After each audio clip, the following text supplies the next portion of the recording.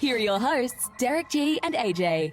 Upsets, knockouts, comebacks. Biggest of all, Israel Adesanya, the last style bender, gets his ever sweet revenge against Botan. Alex Pereira, he knocks him out in the second round. He doesn't quite even the score. I guess in MMA it's 1-1, really 3-1 in the grand scheme of things. But at the end of the day, we saw one of the craziest comeback knockouts that I think we've seen in quite some time. In UFC 287, it delivered, right? We had game-bred Masvidal. He had to call it quits. He called the retirement. We saw stunning comeback performances all up and down the card. I'll tell you what, folks, this was a night that's going to go down in UFC history. Absolutely. 20 years since we've been back to Miami. Crazy thing. But breaking it down with me, as always, is my co-host, the Santa Fe bomber himself, the New Mexico native, brother. It was magic in the air. There was something different about the atmosphere over there in Miami, brother. What do you make of the night?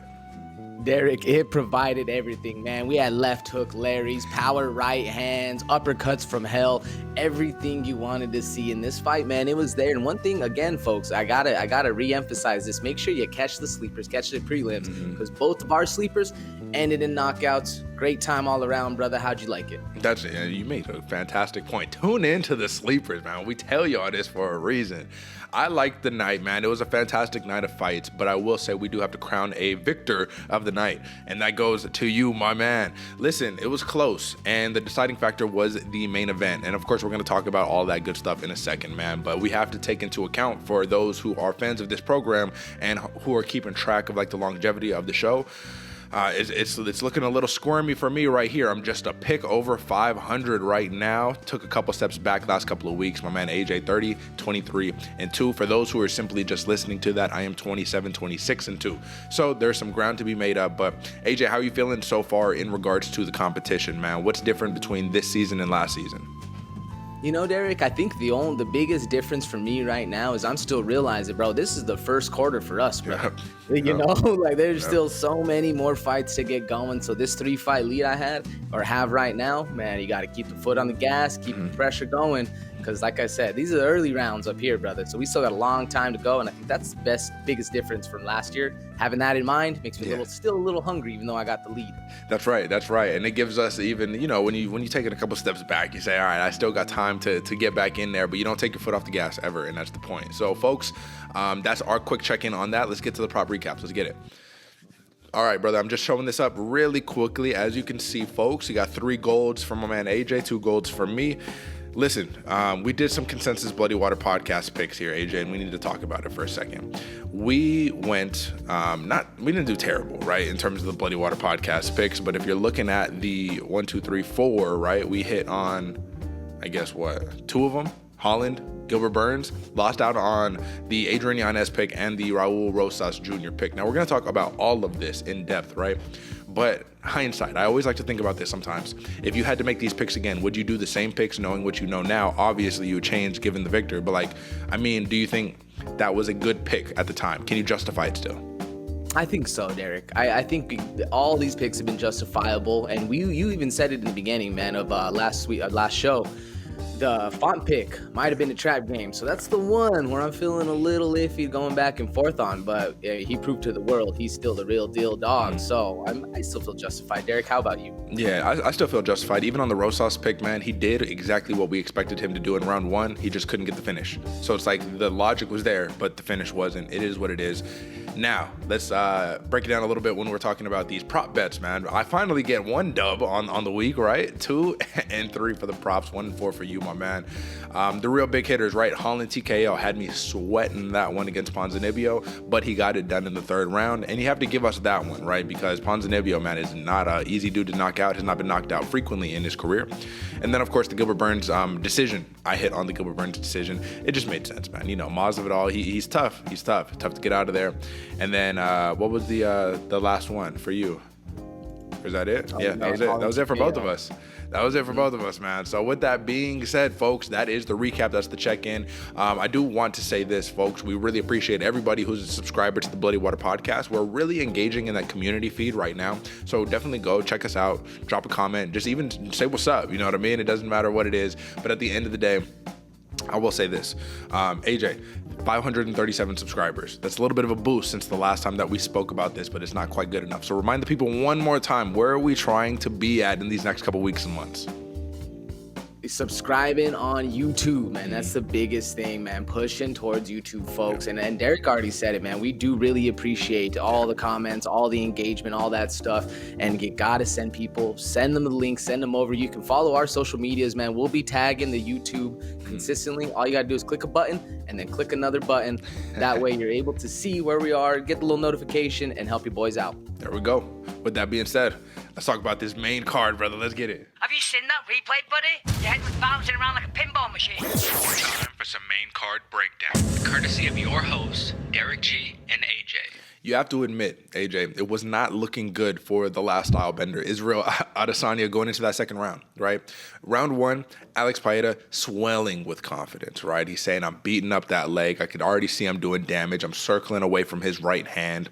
It's only a matter of time until I get him where I want him to be. And it almost felt like everything from that last fight, the good points of Pereira, was just cranked up a little bit, right? Once Israel Adesanya really bit down on, my leg, you knew. It was a game over, push him up against the fence, and then what happens? Botan opens up, and he opens up in a way that he normally doesn't, right? He went for the kill. He said knee down the middle, big shots. He came in with the killer left hook. But what happened? This thing wasn't blocking that chin. Adesanya cracks him in the temple, cracks him one more time. Felt very reminiscent to the first fight at the end of the first round, except this time he got the job done, pulled out the bow, and said, boom, hit him with 3 arrows, 4 arrows, I don't know how many arrows, but this is it, man. Is this poetic justice if you're an Israel Adesanya, narrative-wise, story-wise? You know, UFC eats this stuff up, man. Is this the biggest moment he has in his entire career? I think so, Derick, and that's what I was talking about in the pre-show. I was going for the poetic justice, and that's why I chose to go with Adesanya on this one. It really does, man, bring everything full circle, you know, and to be the untouchable badass that Izzy was, that had the rest of the division scared, and then a killer comes in that you had a little bit of beef with in the past. This guy's got your number, up 3 on you. You know, it's quite a devastating story if you don't finish it full circle. And thankfully, I feel like Izzy is that kind of guy where the world or his story is written, in the clouds, and he's just going. And it's kind of, like you said, a poetic justice moment, man. It's really good to see. And I mean, you're right, Derick. It was almost out. Izzy was almost knocked out. So which adds a little bit more to the fire, a little bit more to the story, man. I liked it a lot, man. Well, see, this is why I find this fight problematic, because it feels anticlimactic to sit here and say, okay, rivalry over, that's it, move on. Pereira, move up to 205. Izzy, you continue your run at 185. Like, it just feels like there's unfinished business still. Now, there's a little more respect after the fight, right? Israel Adesanya says you'll always be a champion. You're a great champion. Pereira, we don't know how he feels because the man doesn't speak English, and we didn't get no translation on that, right? But I'd imagine Pereira wants to fight him again. However, we're falling into this zone in the UFC where it's nothing but rematches, where it's nothing but, look, Juliana Pena, Amanda Nunes 3 just announced, right? So if Juliana Pena can get an immediate rematch against Amanda Nunes, why can't Alex Pereira get an immediate rematch against Israel Adesanya? Do you think that his performance in this fight and in the last one, and just like running up to this, warranted him being able to get a rematch? It's an interesting question, Derick, because I think a lot of why he got the rematch was his name. He had a lot of name value. It was the boogeyman. Everybody, was scared, and they knew the past that Pereira and the champ had. So, but just going off a body of work, I don't really think so. I mean, who is he beat other than, the champ, and then, yeah. So that's one, yes. But other than that, you can go against, you can have knocks against him for not fighting the toughest of competition. You go look at Izzy at 7 title defenses, 6 title defenses, comes back. That's why he gets the instant rematch. Yeah, it makes a lot of sense. Potan, don't get me wrong, I think the rematch should be there. I think it needs to go to, you have to have a solidified, end it on an odd number. I don't think that's going to happen with this one, though, Derick. What do you think? Yeah, I hope for a rematch just because I do think that in this simulation of this matchup, you'll run it 100 times, and I think Pereira definitely wins probably 60, 70 of those times. So I think when somebody has your number, they have your number. Now, Israel Adesanya, you have to give massive credit to him because he did something psychological, right? And he said, I played possum up against the cage. I think it's easy to say that, right? But I think the reality is he did psychologically lull Pereira into overextending himself so he could find the opening. And he just happened to land. When it counted most, Israel Adesanya showed up, which is something that it really does appear to be like his MO. He shows up when everybody counts him out, when nobody thinks he can get it done. He believes in himself, and that's why his message post-fight was, you have to believe in yourself. You'll never amount to anything if you don't go for something, right? But if we're talking about X's and O's, man, how confident were you going into round 2 of like, oh yeah, Israel Adesanya got this one in the bag? Because this is another one where it's like the Leon Edwards, Kamaru Usman. Oh, everyone's hyped up on Leon, but it's like, yeah, but like in that fight, he was getting worked. You know what I mean? So like, were you in the camp of here we go again, or were you like, nah, Izzy could still get this done? I was in the camp of here we go again. Oh shit, Derek. When Pereira was spamming those leg kicks and you can see them having an effect. I mean, we talked about it in the pre-show. It made a big difference in the first fight, and then he comes back and it looks like he's hitting him even harder, digging in. I was a little worried, man. And as much as Izzy says he was playing possum, that was a big knee. And anytime you're against the cage with Pereira, you're always in trouble. So it definitely it could have been a little bit of gamesmanship, but he was in a bad spot. And I think you're right, Derek. When timing comes and it matters, Izzy showed up. And that's kind of, you said it, it's his MO, man. Very impressive. And that's how you want to be in this kind of, well, in any kind of game, really. But yeah. Of course. And I mean, you know, talking about the future, man, I think this is the worst thing that could potentially happen to the middleweight division, because Robert Whittaker, now you're back in limbo. The only fight that makes sense right now is who? Khamzat Chimaev? It's like the only guy. Who else can you name right now that's a legitimate middleweight that you think like is worthy to fight Adesanya? Nothing comes to mind. When we do a rankings review, we can talk about it. But at the end of the day, Israel Adesanya I told you he was the last saving grace of the champions who are losing their belt, and he finally got it back, right? Now we need to see if Valentina can do the same. But at this point, man, we're back to dominance in the UFC's middleweight division. Let's go, baby. All right, man. With that being said, let's move on to that co-main event. There is a new king of Miami, and the man's name is Gilbert Burns. Not officially. He had a lot of respect for Jorge Masvidal. You have to have a lot of respect for Jorge Masvidal because it doesn't matter. At this stage of the game, dude's 38 years old, fighting 20 years removed from the original fight that inspired him to get in the UFC. And he said it himself, man. He said, when I get in here, I just don't feel the same. So I want to know this, man. Jorge Masvidal, at this stage of the game, we respect the legacy, the striking career, the revamped persona, which kind of revisionist history, rewrote history and made him out to be like some crazy knockout artist after that flying knee and stuff like that, which never really was the case, right? Like, this dude's always a fantastic striker, always like a really game fighter. But Gilbert Burns, man, he kind of mopped him up and down, man, in striking and in the grappling. So wise move for Jorge Masvidal, you know, calling it quits right here in Miami, or do you think that he should have stuck around a little bit longer?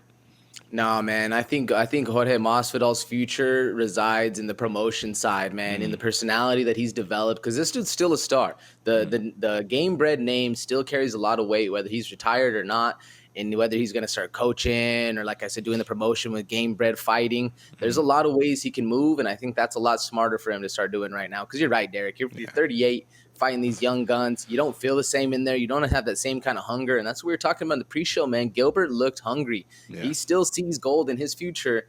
The only gold that Masvidal sees, man, he's wearing it. You know, he has gold watches, gold, you know, everything else. So I don't really see fighting in his future. Do you? It doesn't seem like it at this point, but it did look like he's so smart on that promoting end, because it felt like if he won, he was setting up a title shot versus Leon. If he lost, he's setting up a fight against Kevin Holland. Kevin Holland said, I want to go and fight for that BMF belt, right? That fake WWE belt.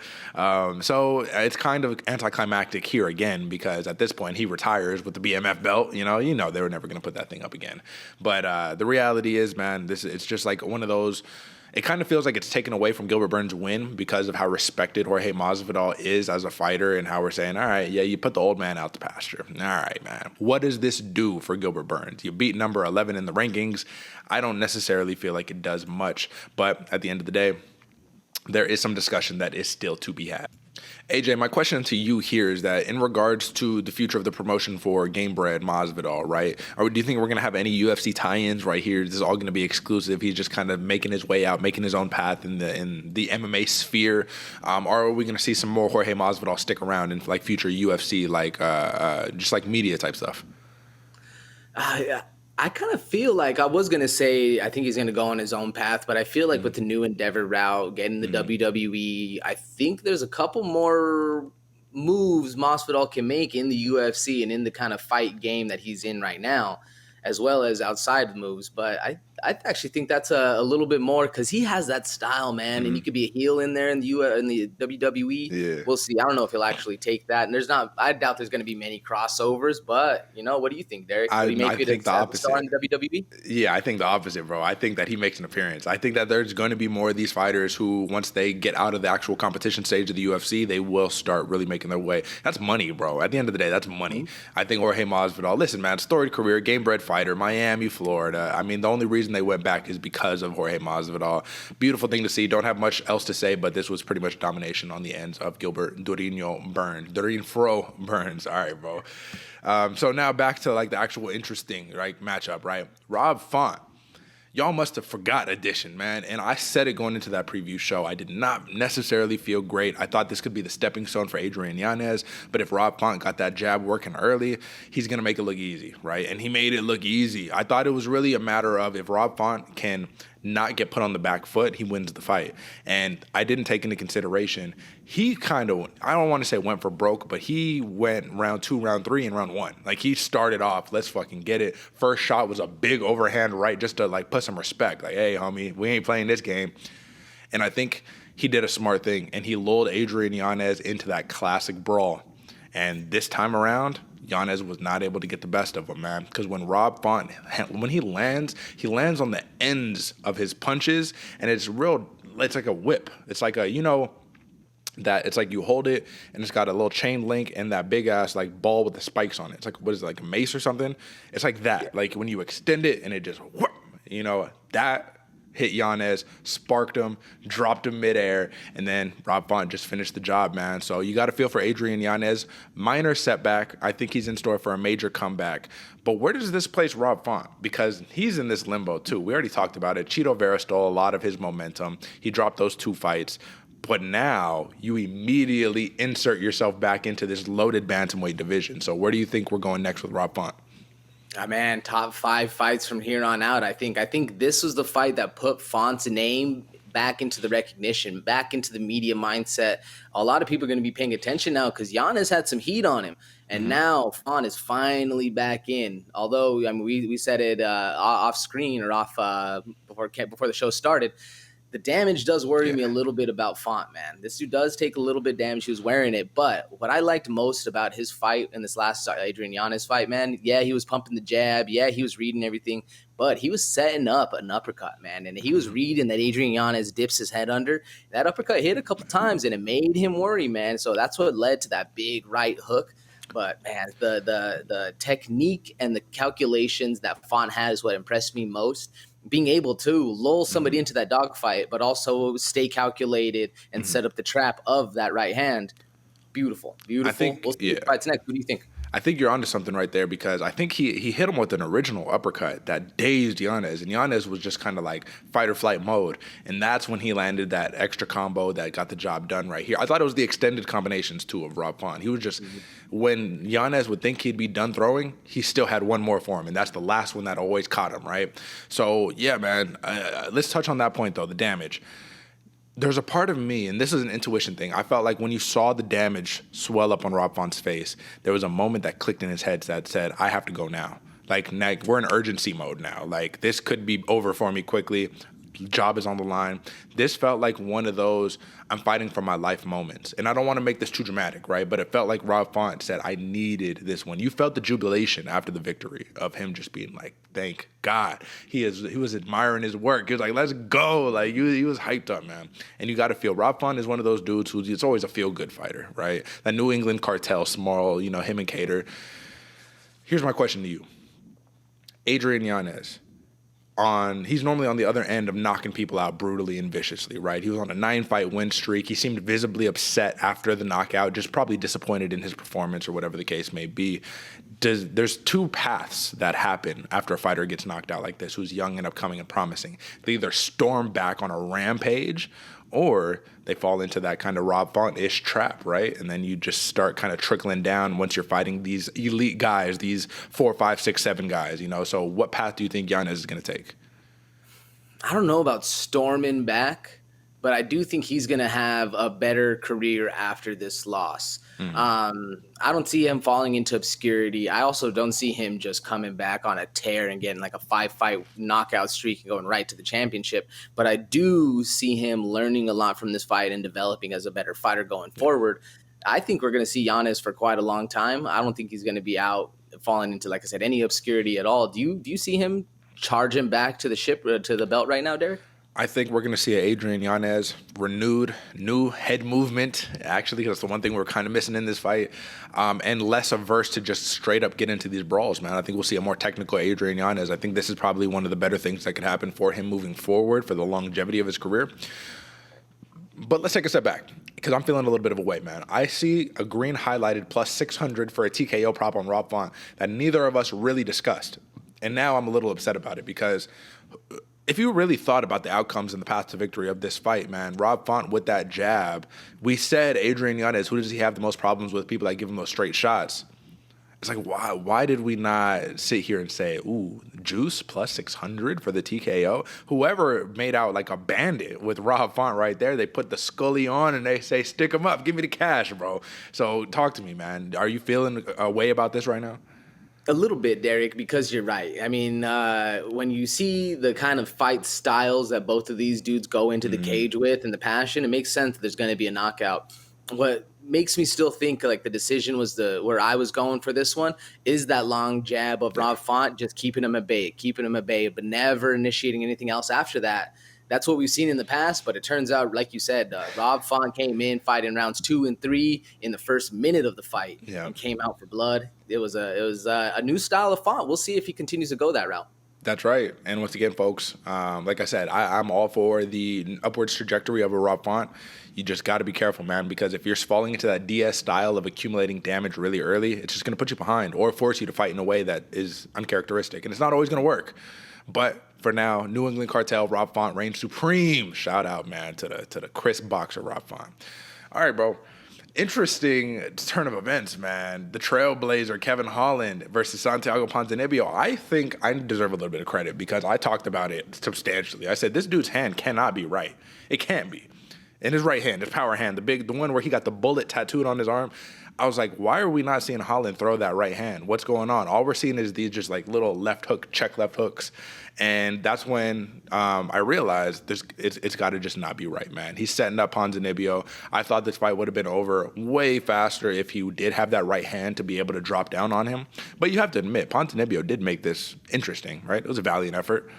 But sometimes guys are too big. They're too long. They can hit you from places you can't hit him. The moment you saw Kevin Holland throw a kick, Ponzinibbio catches it, right? Ponzinibbio's legs just aren't quite long enough to hit him with a trip or nothing. And what does Kevin Holland do? He hits him with that classic Jacare style right hand, right back with the back fist, and dropped him. That's when I knew. I was like, you're just fighting a dude that's just too long, bro. Like, he just has advantages you do not have in this fight. And given that there's a lack of wrestling here and you were not able to take the fight to the ground, this should be easy Kevin Holland win. Sweated it a little bit, but come that third round, man, he landed that leaping Joe Frazier-style left hook, just leapt out of his body with it. It was a beautiful display of violence, of skilled violence right there. And it feels like Kevin Holland at 170 pounds, even though we know 170 is filled with just grapplers on grapplers on grapplers at the highest level, it feels like he is a dangerous opponent when he's composed, Kevin Holland, when he's not going in there goofing around doing all that. When he came in, like today, no jokes and all that, I thought that was a fantastic performance. What do you think? I think so, Derek, and I think you hit on a good point there because still Kevin Holland in between rounds has that joking, banter, the mannerisms he likes to do, but he came in when the bell rings, he looked locked in. No more jokes, no more talking, a couple stuff every now and then, but nothing like we used to see Kevin Holland do. And as far as Ponzinibbio, you're right, Derek. It's rough when your leg is as long as, you have a long leg, and this guy over here, his arms are just as long, if not longer, because he can hit you when you can't even get close. It's a rough fight for Ponzinibbio. And as far as Kevin Holland, man, I don't know. Like we'll see how well he does with this new kind of style. I agree. Him being focused is a lot more dangerous. But you're right, Derek. 170 filled with wrestlers.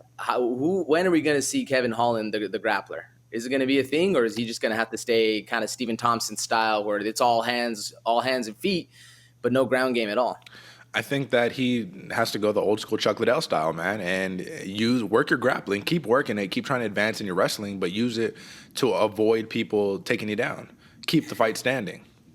That's Jose Aldo at its finest, right? He's saying, like, listen, I might not wrestle you, but you're not going to take me down, and you're going to have to fight me on the feet. And if Holland can continue to do that, he's going to make a serious run at 170 pounds, especially when he has these types of frame advantages, like against Ponzinibbio. Literally, like, when you look at photos, when you watch the video back, you're like, yo, man, like, you just look like you're 2 weight classes below. You feel me?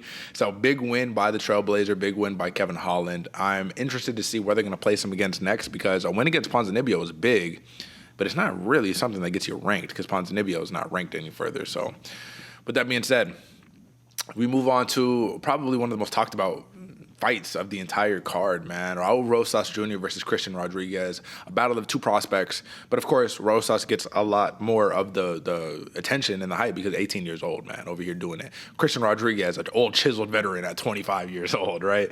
Listen, man, we went in here saying Rosas does one thing very well. He goes in and he's able to get to the hips, get on your back, put the backpack on. Now, one thing that I saw possible, because we said Christian Rodriguez does have underrated jiu-jitsu, man. His grappling is good. His striking is good. I thought we can find ourselves in a position like we had mentioned already, right? Round 2. Rosas got to get off the stool, and he got to strike with Rodriguez. It didn't really happen, AJ. He had to get off the stool in round 2. But it was weird because both fighters were taking a nonstop grappling approach. And I was a little confused because I thought Rodriguez, who looked calm, composed the entire fight, looked like he knew. He's like, if I get out of this first round, man, this is going to be a breeze. Why did he think throughout all the openings Christian Rodriguez had to inflict serious ground and pound to probably get Rosas out of the fight, he opted to just put a backpack on him and then just kind of control him and hold him and not really inflict as much damage as I felt like he could have? Do you think there's anything psychological going into that? I don't. Probably. Who knows as far as that one? Because there has to be something there. And what I was thinking is going on is he was taking the safer route. You got this kid who's storming in. He's strong. You feel his muscles. He's actually, like a legitimate fighter. So you got to be careful in there. And I think that's where Christian Rodriguez really kind of was playing the game plan, man. Don't overextend. Don't see blood and go crazy. Just keep to your fundamentals, and that's how you'll win this fight. The guy's got a lot of heat on him. Rosas has a lot of attention, so if you're able to stay composed and get your shot, take it. But I think that was a little bit more of a safe call from Rodriguez. Do you think it's the same, or do you think this was a kind of a mental battle of him not wanting to? Well, no, I felt like he definitely tried to take the safest path to victory, but I thought a finish was there multiple times. Like, he could have went for chokes that he just didn't go for. Like, he just opted to control.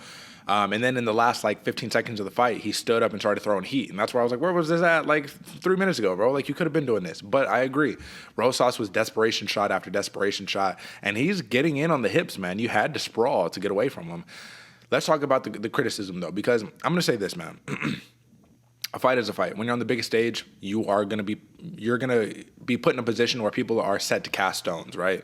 I don't remember how the phrase goes, but don't cast stones from a glass house or whatever the case may be, or you know how it goes. This kid's 18 years old, bro, or 19, or however old he is, man. He lost the fight that he was having a lot of success in. He had a lot of really good points. For people who are bagging on an 18-year-old for this, you just have to take a step back and be like, what were you doing at 18 years old? I wasn't doing fuck all you know what I mean, at his age. So give him credit for stepping up, but is this a Chase Hooper here, AJ? Is this a Sage Northcutt? Is this a Paige Van Zandt? Is he going to fall into that limelight? Or do you think that he gets time to develop in the biggest stage? Because you cannot lose at his age when you're on the UFC's biggest stage. And at this point, if you get sent back to the regionals, it's almost a formula for you're not coming back. You're going to go to one. You're going to go to Bellator. What do you think? Yeah, it's interesting because I can see him falling into that Paige Van Zandt, Sage Northcutt, that kind of style, because he's young, he has a lot of flash, and learning on the job in the highest job possible. Mm-hmm. Literally, you're at the upper echelon and you're still trying to learn and grow and develop. Literally, your brain's not even developed. I hope not. I actually can see Rosas sticking around a while. I hope this loss right here is going to help him out, help him learn a little bit, grow as a fighter, grow as a human being. We'll see, though, because I can see both routes easily happening. I'm curious who this dude's management's going to be. And you're right, Derek. If anybody's talking shit on an 18-year-old that's stepping up in the biggest stage possible, it's just because you're jealous. So, that's literally it. You can't be mad at this kid for taking a fight and trying his hardest. Now, there are points that you can criticize because at the end of the day, you're a professional and you have a job to do. They say that this could potentially be a record that has been broken for Raul Rosas Jr. He landed a total of 2 total strikes. I'm not talking about significant strikes, total strikes in the entire fight. 2.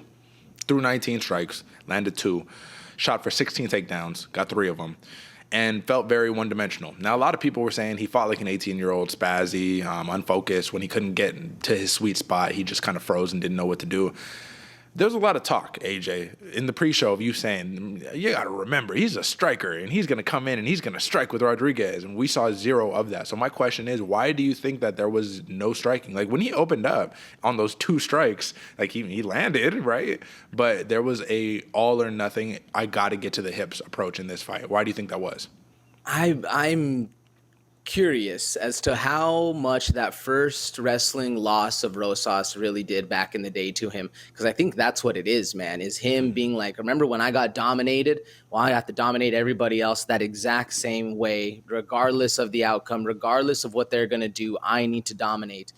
It's a sticky trap. I mean, because if it was working, if you're on top and you're hitting the smash, ground and pound, it's working all day long. But if you're not able to do that and you can't put together a combo, you can't put together a 1 and a 2 and a slip, throw a hook to the body, anything else besides just throwing your hands forward, it's interesting, man. And I definitely felt a little bit of a waste, because even in I forget if it was his first fight or where it was, they were talking, this dude is a striker, but then you come in and you throw absolutely nothing. It's a little rough look for sure. Yeah, so we'll see where he goes from here. I just don't know who they match him up with at this point. You know what I mean? Because Christian Rodriguez was kind of putting him in the deep end, right? Like, another talent. That's why we're saying it's like these are 2 talented prospects, and it's just like one of them is going to rise. Rodriguez, man, made it look easy. I think it'll be fun seeing Rodriguez fight here in the future, but Rosas, man, we just got to see where we go from here. With that being said, that is your UFC 287 main card. AJ, I think this card delivered. I think it delivered. I thought the prelims disappointed slightly, but I think partially it's because if you watch the actual prelims, the Miami crowd was just non-existent until the main event. Like, they just didn't show up. Like, there was I think it was the Waterson, Gomez, and Pinheiro fight, and I was like, I literally feel like they're fighting at the Apex. Like, there's nobody here, nobody saying anything. It was weird, man. But with that being said, bro, all right, folks. Well, we're having a slight bit of technical difficulty, so we're going to jump straight into a rankings review. We're going to talk about a very interesting division right now, a newly found to be interesting division. In the middleweight division, of course. We had mentioned it already a little bit earlier, and we had said, all right, middleweight, what's left? Robert Whittaker is probably in shambles right now. You got to look at Marvin Vettori, Jared Cannonier, Paulo Costa. The only fresh blood here right now is Dricus du Plessis. So at this point, and then you got Roman Dolidze just like trying to make his way back up these, you know what I mean, to get that shot. But at this point, it's either an Alex Pereira trilogy match in MMA here for Adesanya, a rematch with Whittaker, which feels unwarranted at this point, or Khamzat Chimaev. I mean, du Plessis, like, come on, bro. What do we do here? What are we talking about? Yeah, I think that's the biggest problem of the middleweight division, Derek. We don't have that star that is clamoring to drive the pace, get all the way to the top. You're right. I mean, we do have a Roman Dolidze who's looking really good. Other than that, I mean, yeah, Dricus du Plessis, I feel like he even needs a couple, 3 more fights to really show what he has. Of all those names, Derek, I'm looking through the top 15 right now. Do any of them really have like a drive you to want to see that fight?